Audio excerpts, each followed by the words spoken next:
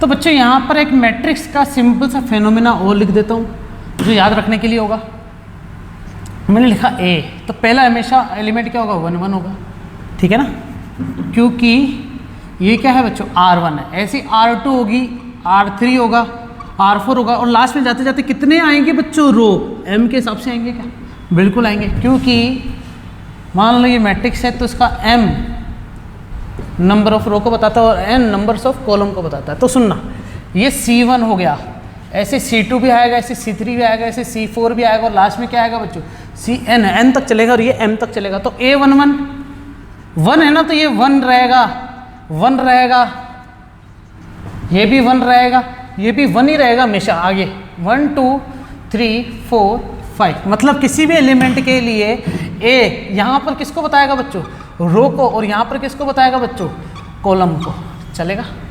तो number of रो 1 1 1 है, सबने पहले तो 1 रहेगा, बाकी 1 2 3 4 कॉलम के सबसे चेंज हो गया, और यहाँ पर क्या जाएगा बच्चों, 2 2 2 2 2, तो ये 5 की जगह क्या आ जाएगा यहाँ पर n, तो यहाँ पर 1 2 3 4 और क्या आ गया बच्चों n। आगे चले बच्चों, आगे क्या हो जाएगा, A3 3 3 3।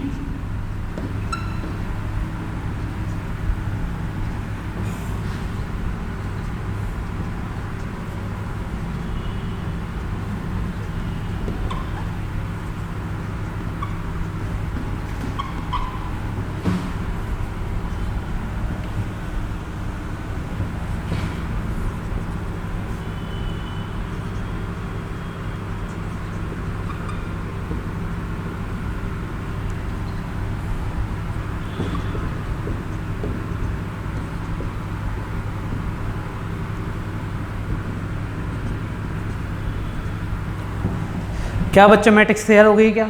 तो हमारे लिए बहुत तगड़ी बात हो गई है कि मैट्रिक्स को एक फाइनली इस फॉर्म में यूज़ कर सकते हैं, और इन सभी की कहानी को क्या लिख सकते हैं बच्चों, A = A I J M × N। बस I और J की वैल्यू तो नहीं रखी है अपन ने, ठीक है काम लो, बताओ चलो।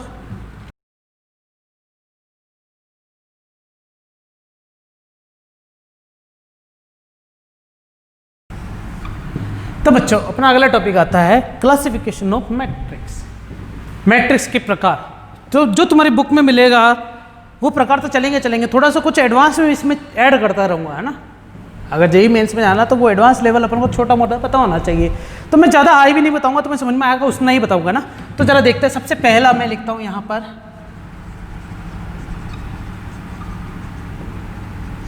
जीरो मैट्रिक्स, शून्य अवयव। अब हिंदी में नाम लिखने की जरूरत नहीं पड़ेगी ना बच्चों, ठीक है ना, इंग्लिश में लिखते हैं इसको जीरो मैट्रिक्स। अब जीरो मैट्रिक्स क्या होती है मैं तुम्हें बता देता हूं।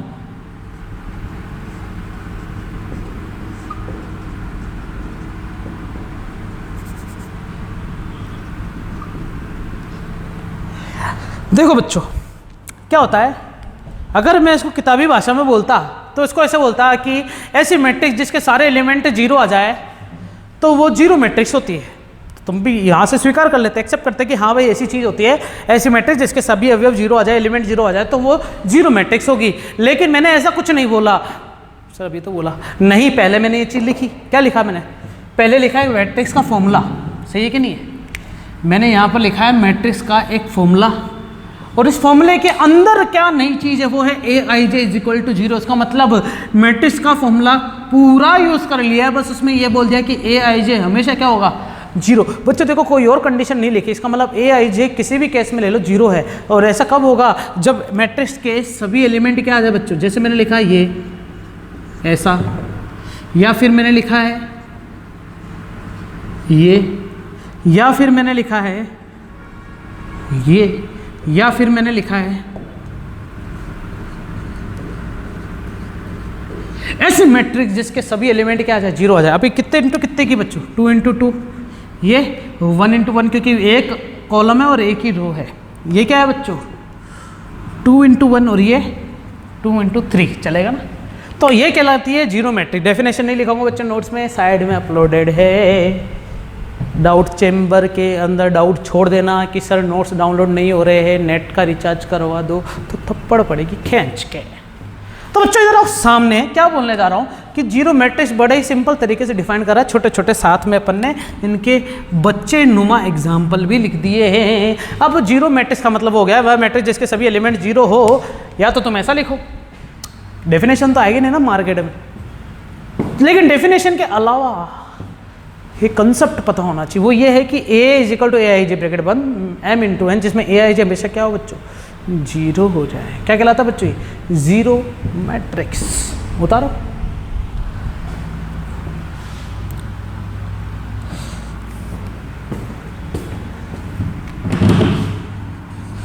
दूसरे नंबर पे आते हैं बच्चों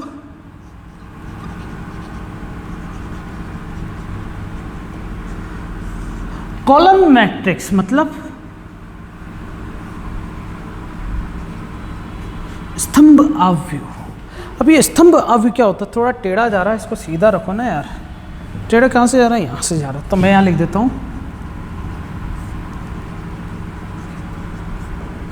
स्तंभ आव्यूह। अब क्या होता है स्तंभ आव्यूह, जरा देखते हैं। मैं यहाँ पर भी कुछ चीज़ लिखने जा रहा हूँ, पहले एग्जाम्पल लिखूंगा अब मैं।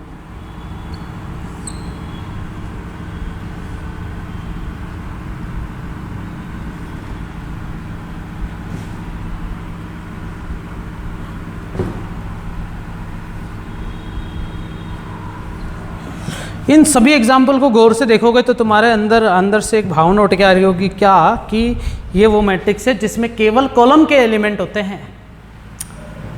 क्या होता है बच्चों, एक सिंगल कॉलम में एलिमेंट होता है, एक कॉलम के अलावा कोई दूसरी कॉलम्स नहीं है। तो मतलब इसके अंदर केवल और केवल एक सिंगल कॉलम बन रहा है क्या, इसलिए इसको कॉलम मैट्रिक्स से जानेंगे, क्योंकि यहाँ पर क्या बन रहा है, केवल एक कॉलम, मतलब स्तंभ बन रहा, खंबा बन रहा है। सही है कि नहीं बच्चों।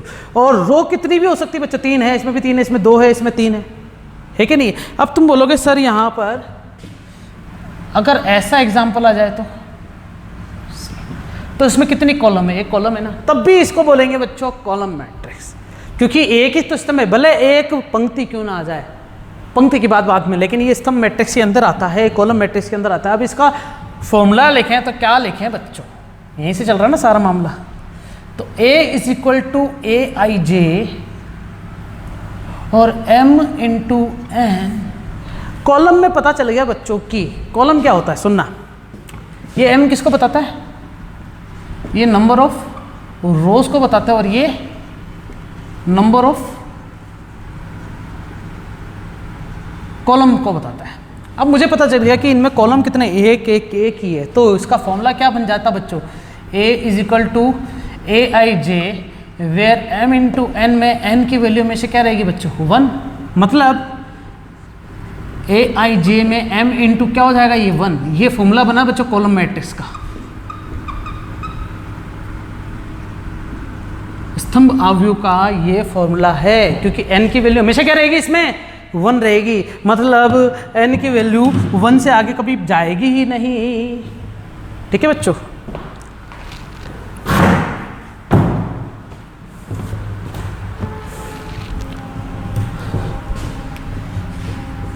इसी प्रकार तीसरा नंबर भी आता है, वो क्या आता है बच्चों,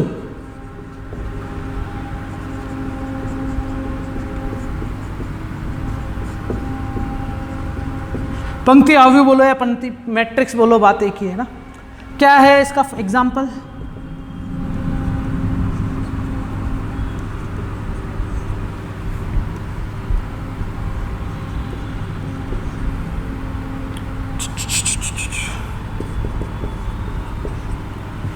इसमें कितनी रो आ रही है बच्चों, single row single row single row, column भी आ रहा था, ये कॉलम मैट्रिक्स भी थी और ये रो मैट्रिक्स भी हो जाएगी बच्चों। तो इससे एक चीज पता चलेगी, फॉर्मूला क्या बन जाएगा बच्चों,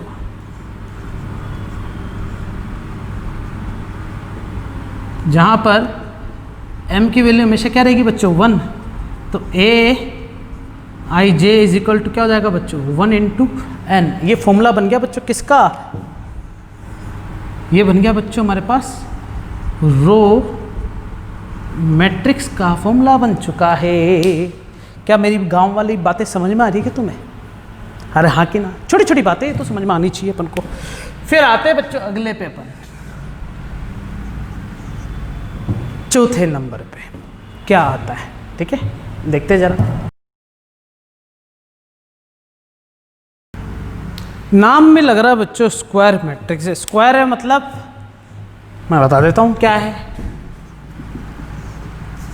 ब्लू मार्कर से लिखता हूँ बच्चों, इंक में थोड़ी प्रॉब्लम सी है।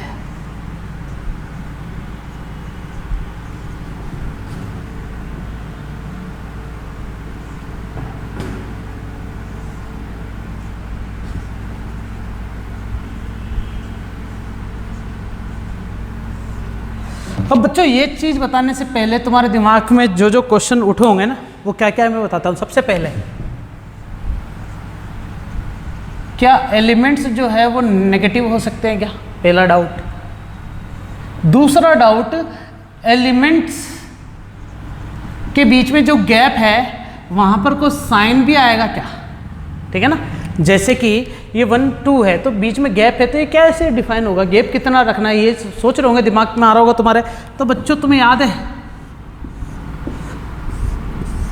ऐसी कॉपी लाता था तुम गणित की, वही चीज़ है यहाँ पर। ऐसे लिखते थे ना 3 2 1 1 4 0 -1 2 4, ये मैट्रिक्स से तो बन गई यहाँ पर। तो बस यहाँ पर वो लाइन मत बना देना तुम, बस एक ब्रैकेट बनाना बहुत ज़रूरी है, जो कि बनाना रहेगा। और बात आती है कि एलिमेंट नेगेटिव हो सकते हैं कि बिल्कुल हो सकते हैं नेगेटिव एलिमेंट, ठीक है बच्चों।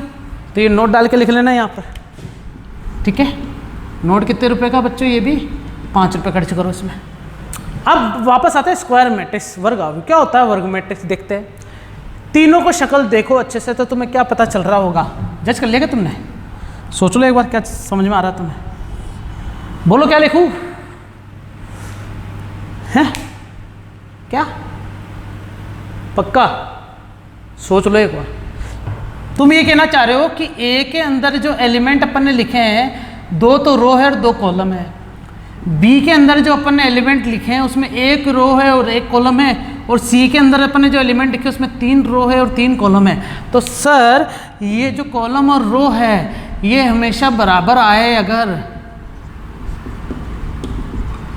तो इससे बन जाता है बच्चों क्या, स्क्वायर, सही है ना, क्योंकि 2 × 2 1 × 1 3 × 3, इसका मतलब नंबर्स ऑफ रो इक्वल आ जाए किसके, नंबर्स ऑफ कॉलम्स के।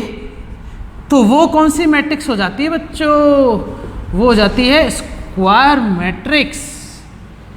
और इसी स्क्वायर मैट्रिक्स को मैं लिखता हूँ AIJ M × N, जहाँ पर चूंकि में M बराबर होगा किसके, N के, मतलब A = क्या हो जाएगा गाँव वालों, AIJ M × M लिख दो, या फिर A = AIJ N × N लिख दो।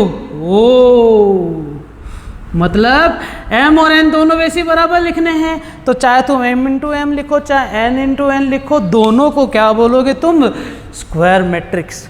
बच्चों देखो, जब मैंने जीरो मैट्रिक्स पढ़ाया तो यहाँ से स्टार्ट हुआ यहीं खत्म हो गया, मैंने कॉलम बताया तो यहाँ से स्टार्ट हुआ और यहीं खत्म हो गया, और रो भी यहाँ से स्टार्ट हुआ यहाँ खत्म हो गया। लेकिन स्क्वायर मैट्रिक्स यहाँ से स्टार्ट हुई और यहाँ खत्म हुई, तो बच्चों कोई ना कोई तो बात है इसके अंदर, है कि नहीं, कोई ना कोई बड़ी बात तो है। वो बड़ी बात क्या है जरा देखते हैं बच्चों। ये स्क्वायर मैट्रिक्स की जरा देखना, घूरा घूरी करो इसके अंदर, मैं क्या करने वाला हूँ जरा देखना। मैट्रिक्स का नाम बाद में लिखूंगा, यहाँ पर 5वें टाइप एक और मैट्रिक्स आ रही है ना, तो वो बात की बात हो गई। मैं यहाँ पर एक मैट्रिक्स बनाने जा रहा हूँ,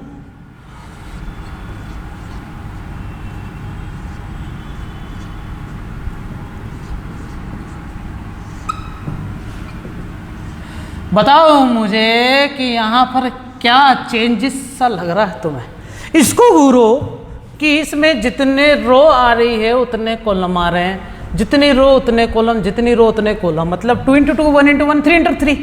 तो यहाँ पर बताओ कि इतने भी रो है जितने कॉलम है, ये 3 × 3 की मैट्रिक्स हो गई, ये 2 × 2 की। लेकिन इन दोनों में डिफरेंस क्या लग रहा है तुम्हें, बताओ, दोनों में बड़ा सा डिफरेंस क्या लग रहा है। तो बच्चों डिफरेंस पता है क्या है, डिफरेंस इस बात का है कि यहाँ पर एलिमेंट केवल यहीं पर है, बस दिख रहे तुम्हें, यहाँ पर भी एलिमेंट केवल यहीं पर है, दिख रहे तुम्हें।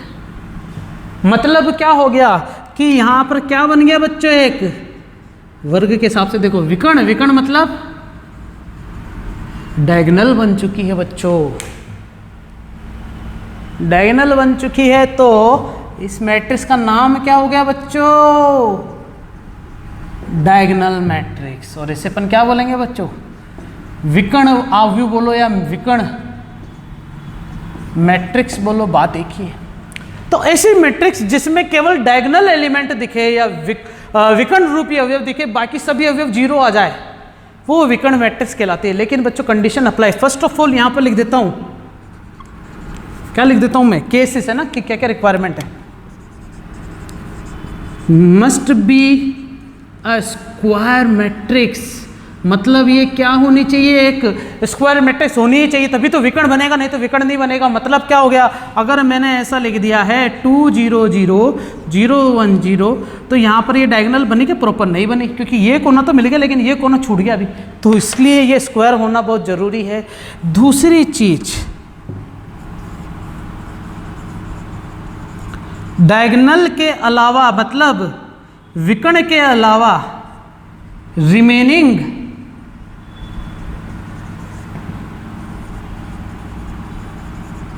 एलिमेंट मस्ट बी जीरो, मतलब बाकी जो बचे हुए एलिमेंट है वो क्या होने चाहिए बच्चों? जीरो होने चाहिए। क्या जीरो है क्या? हाँ सर दिख तो रहे हैं, तो होंगे बच्चों, दिख रहे हैं तो दिख रहे हैं तो होंगे भी।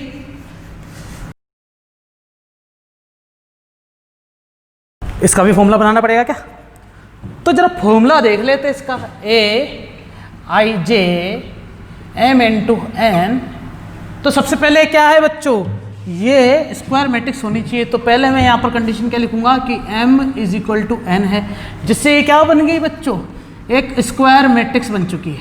अब इसे डायगोनल बनाना है, तो डायगोनल का मतलब हो गया है कि कैसे डिफाइन करोगे डायगोनल है? स्क्वायर तो पता चलेगा। अब डायगोनल के लिए मैंने यहाँ पर एक चीज लिख रखी है कि रिमेनिंग एलिमेंट जीरो होने चाहिए। रिमेनिंग का मतलब क्या होगा? सुनना, तुमने एक चीज नोटिस करी होगी, अगर ये 3 इंटू 3 की मैट्रिक्स है तो A11 है, A22 मिलेगा और A33 मिलेगा, बाकी सब जीरो मिलेंगे। सोचो जरा बच्चों, सोचो जरा सोचो, यही कुछ हुआ है। हाँ सर आपको कैसे पता चला कि ये 2 2 3 3? तो जादू जैसा लग रहा है। अरे है कि नहीं है? तो बाकी एलिमेंट जीरो हो गए, तो मैं इसको क्या बोलूंगा कि A is equal to Aij, जिसमें m इंटू एन है। तो एक चीज तो लिख दी थी अपन ने, अगली चीज क्या लिखूंगा कि Aij जीरो होगा, लेकिन सारे थोड़ी। कब? जब i is not equal to j के बराबर आ जाए। जब i not equal to j के बराबर है, वो कब कब है? देखना बच्चों, मैं नीचे वाली चीज मिटाने वाला हूं। क्या है? ये है कि A11 A12 A13 इत्तवरडे थंगवली इत्तवरडे, ये लिखा बच्चों मैंने। तो मुझे पता चल गया कि केवल यही एलिमेंट जिनकी वैल्यू मिली थी, बाकी ये सब चुन्ने चुन्ने चुन्ने हो गए थे। अगर ये चुन्ने हो गए तो कब हुए? जब 1 2 1 3 2 3 2 1 3 1 3 2, मतलब 1 1 2 2 3 3 पर वैल्यू मिली, बाकी जगह पर वैल्यू नहीं मिली। तो Aij जीरो कब होगा? जब i और j बराबर नहीं हो, और जब बराबर है तब एलिमेंट मिले। तो यहां पर लिख देता हूं मैं, Aij is not equal to zero जब i बराबर आ जाए j के। ओहो सर ये कुछ ऊपर से जा रहा है बच्चों, कुछ ऊपर से नहीं जा रहा, हो ही नहीं सकता। पुरानी कहानी अगर समझ में आ रही है तो ये तो बिल्कुल समझ में आएगा। सोचो बच्चों, मैंने यहाँ पर एक फॉर्मूला लिखा था ना, तो मैं ये चीज़ लिखने के बाद बस ये इतनी सी चीज़ लिखी थी कि बराबर है, वही चीज़ मैंने यहाँ पर यूज़ करी है कि बराबर है। लेकिन डायगोनल बनाने के लिए ये बोलना चाहिए कि भाई ये जीरो कैसे लिखूँ, कैसे पता चलेगा सामने वाले को कि ये एलिमेंट जीरो है। तो मैं सिर्फ ये देखूंगा कि कौन कौन से मिल रहे हैं, वो है केवल डायगोनल के एलिमेंट, बाकी सब जीरो होंगे। जीरो होंगे तो कब होंगे? जब ये 1 2 1 3 मतलब बराबर नहीं हो, जब i और j। तो i और j जब बराबर नहीं हो तो Aij सब जीरो होंगे, और i और j बराबर आ जाए जब, तो Aij जीरो नहीं होंगे, Aij कुछ ना कुछ होंगे बच्चों, कुछ ना कुछ होंगे। तो वो कुछ ना कुछ क्या थे? यहाँ पर देखो 3 5 7 एक साथ। समझ में आ गया क्या गाँव लो? उतारो उतारो उतारो।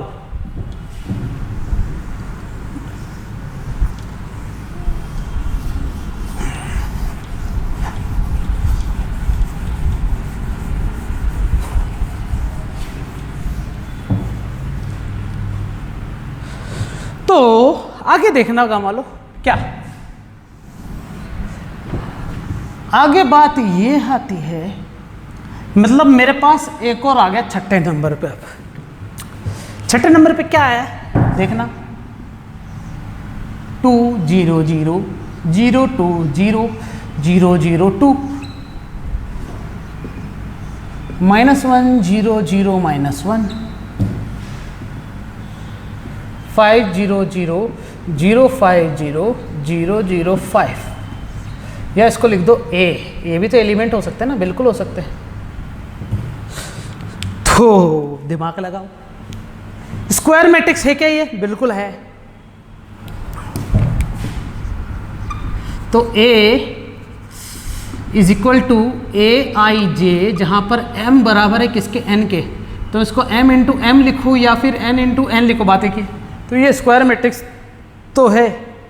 फिर ये डायगोनल भी है, तो AIJ 0 होगा जब I is not equal to 0, और AIJ is equal to not equal to 0 होगा जब I is equal to J के बराबर हो। तो ये फॉर्मूला और ये फॉर्मूला तो सेम हो गया, लेकिन चेंज क्या दिख रहा है इसमें? 3 5 7 था, यहाँ पर 2 2 2 -1 A, मतलब क्या है? डायगोनल एलिमेंट तो है, लेकिन डायगोनल एलिमेंट क्या है बच्चों? कांस्टेंट है। तो AIJ is not equal to 0 की जगह क्या लिखेंगे अपन?